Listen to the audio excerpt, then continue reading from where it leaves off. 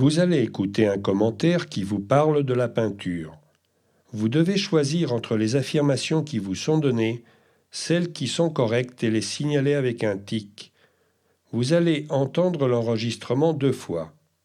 Vous avez 30 secondes pour étudier l'exercice C.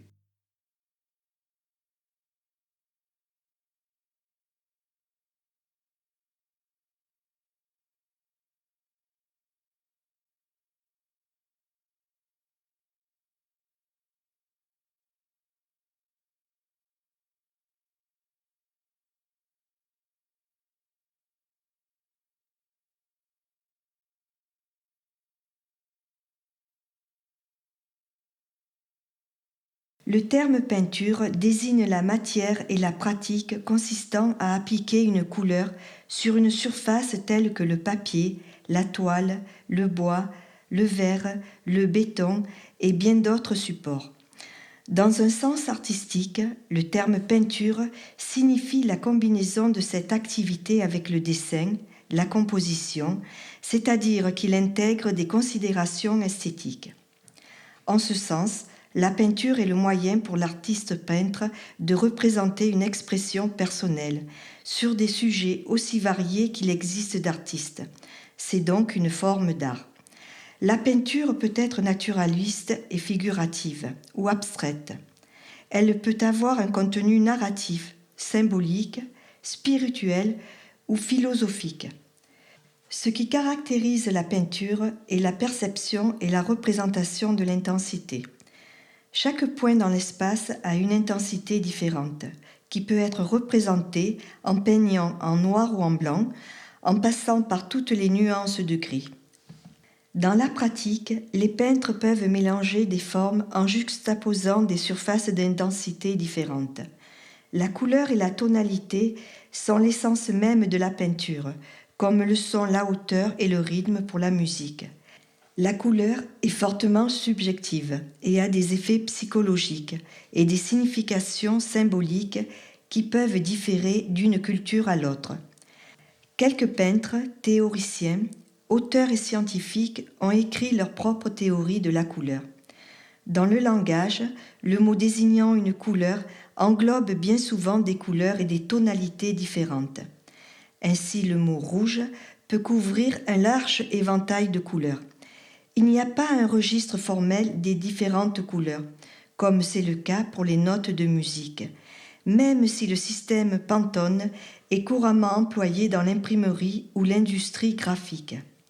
Pour un peintre, la couleur n'est pas simplement divisée en couleurs primaires et complémentaires comme le rouge, le bleu, le vert, le brun, etc. En effet, il utilise des pigments lui permettant d'obtenir de grandes variétés de couleurs. Vous avez 30 secondes pour faire cet exercice.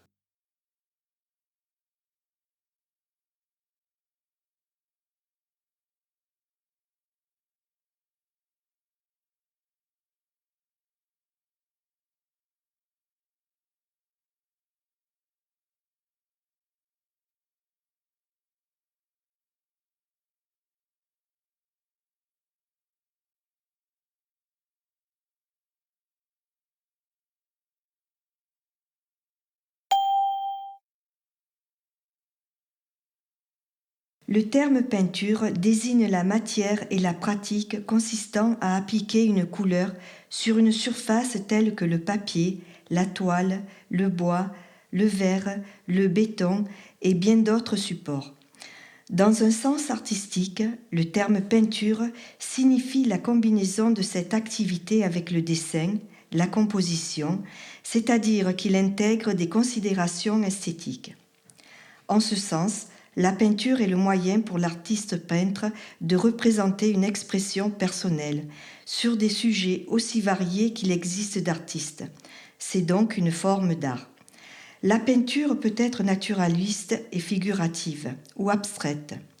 Elle peut avoir un contenu narratif, symbolique, spirituel ou philosophique. Ce qui caractérise la peinture est la perception et la représentation de l'intensité. Chaque point dans l'espace a une intensité différente, qui peut être représenté en peignant en noir ou en blanc, en passant par toutes les nuances de gris. Dans la pratique, les peintres peuvent mélanger des formes en juxtaposant des surfaces d'intensité différentes. La couleur et la tonalité sont l'essence même de la peinture, comme le sont la hauteur et le rythme pour la musique.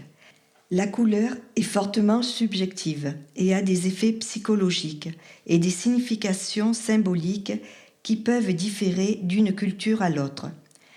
Quelques peintres, théoriciens, auteurs et scientifiques ont écrit leur propre théorie de la couleur. Dans le langage, le mot désignant une couleur englobe bien souvent des couleurs et des tonalités différentes. Ainsi, le mot rouge peut couvrir un large éventail de couleurs.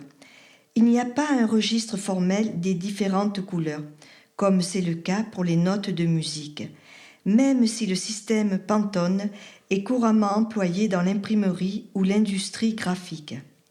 Pour un peintre, la couleur n'est pas simplement divisée en couleurs primaires et complémentaires comme le rouge, le bleu, le vert, le brun, etc.